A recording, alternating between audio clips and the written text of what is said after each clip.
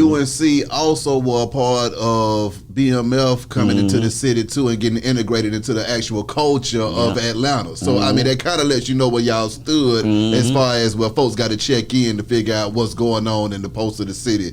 Can you talk about that when BMF came to town and y'all getting down with them boys? Well, Big Meech, that's like that's my other brother, you know what I'm saying, from another mother. So Big Meech, we was out in Decatur, just kicking it, just having fun, just doing our thing, and then Lil C, where let me rewind it because they was doing their thing, kicking it and shit. I was watching.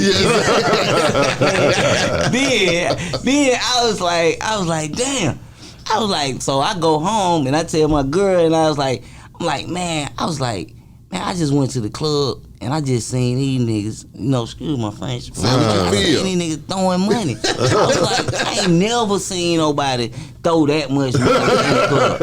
I never even seen nobody throw money, period, in the club at that time. At Jazzy T's, you wasn't throwing money, gentleman club, wasn't nobody throwing no money, you know what I'm saying? Like they were handing money to the girl. You know what I'm saying? Like, wasn't nobody throwing no cash. You tell me the first person throw some money in Nicky's. You see what I'm saying? It wasn't going down like that. So, Jazzy T's, bro. I swear to God, I was going funky with DJ. He'll tell you. What up, though, Funk? Yep. Bro, I was in them goddamn Chap, his brother was in there.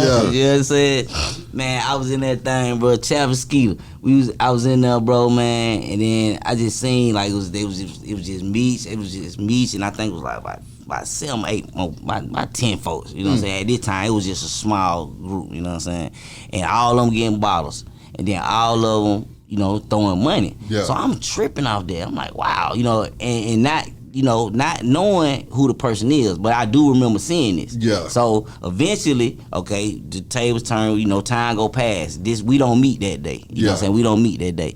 So, through the music, once again, music is a powerful tool. You know what I'm saying? It touches everybody. Thanks. You don't care if you the hardest killer or you the weakest, whatever. you gonna love somebody's song. You love music. So when we did start talking, I come to find out, that dude, he loved, I call him dude, but me, he loved Stomp That. That was his song, Stomp That. Stomp That. That was his song, man.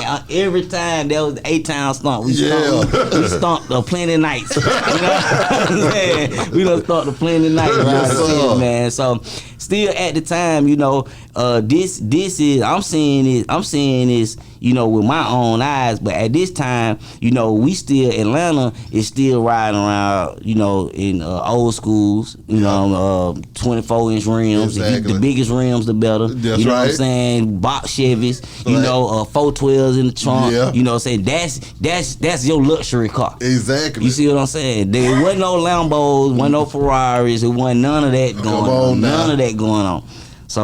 So then, how God work. So I get locked up, right? So I get locked up for some crazy shit, probably child support or some stupid shit back then. So I get locked up, right? So as I'm sitting in jail, I have my lawyer, he come talk to me. Then he tell me about, somebody that's locked up downstairs from Decatur, stuff like that. So I'm like, well, go check up on him. Just go make sure he's straight. You know what I'm saying? He from Decatur, shit. I'm from Decatur. I think I was in Cobb County or somewhere and shit. So I'm like, at that time it was like Decatur. Yeah. Nothing, I don't know nothing, got no Clayco, nothing. Southwest. Yeah. Space, So I send my lawyer down there, to holler at him and shit.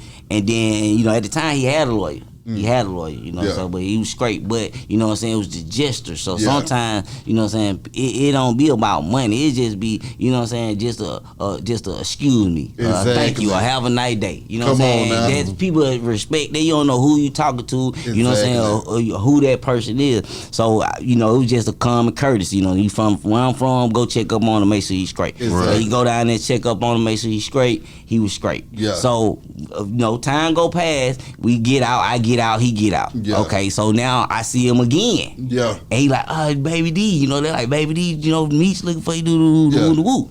and it was just history from then. And from then on, it's like we just became like the best friends, the best of friends, man, inseparable. Me, him, Blue Da Vinci, you know, J-Bo, you know, but you know, besides all, you know what I'm saying, the backlash that come with the mob, you know what I'm saying, it's like at the end of the day, the bottom line is that we promoted unity, you know what I'm saying, we promoted unity, we promoted black excellence, you know what I'm saying, everything that you seeing right now, you know what I'm saying, like we was first ones to come through, put the billboard right there, like ain't nobody put no billboard before, you know what I'm saying, there's like Big Meech was wearing the chains and the Audemars, and wasn't nobody, Juice was the first one to put the sparkles on the bottle, you know what I'm saying, with Alex, you know what I'm saying, but way before Alex was AG, you see what I'm saying, like this it goes back, you know, like I'm saying, real far, and you know what I'm saying, and like you saying with, you know, Big Meech and the whole BMF, you know what I'm saying, mob, you know what I mean, we basically like branded the culture and made the culture, and that was I seen the transition shift.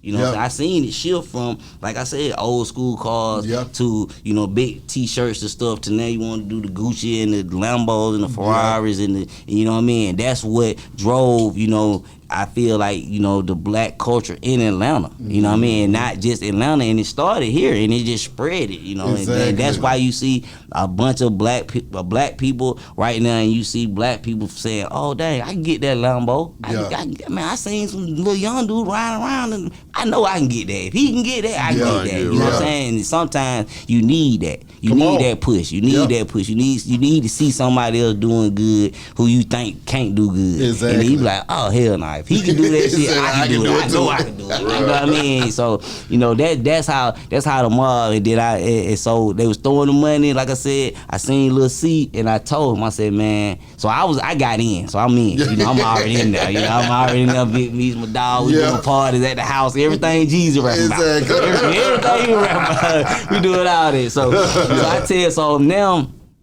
you know, by Lil C being my brother, you know what I'm saying?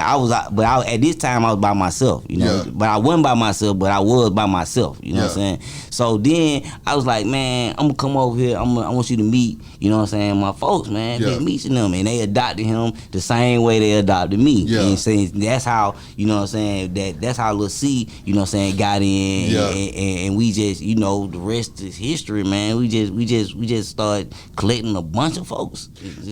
Answer me this though, D. I mean, being able to see a lot of that stuff firsthand in the ATL, did you feel like this was the stuff that movies and documentaries and television shows would be made of 20 years later? Well, actually, I didn't even think movies, and you know, I knew about movies, but as far as like documentaries and stuff like that, cause if you understand, like I came up in the era of like my grandma was watching like God and Light. You know, that was her soap opera. General Hospital. You know, it was a lot of censored TV. It wasn't, you know, no reality TV shows. Exactly. You know what I'm saying? So even we had On Count Live. That was like on one of the TV shows, like on their Star, and we had to pay for it on 69 for you to only see videos. Cause there wasn't no video channels. It wasn't none of that. You know what I mean? Like, you see, like I'm saying, if I knew what I knew now, you see what I'm saying? Then I would have been, you know, but we were just having fun. Got a camera, come on, let's go. We gonna just interview for we be high right here.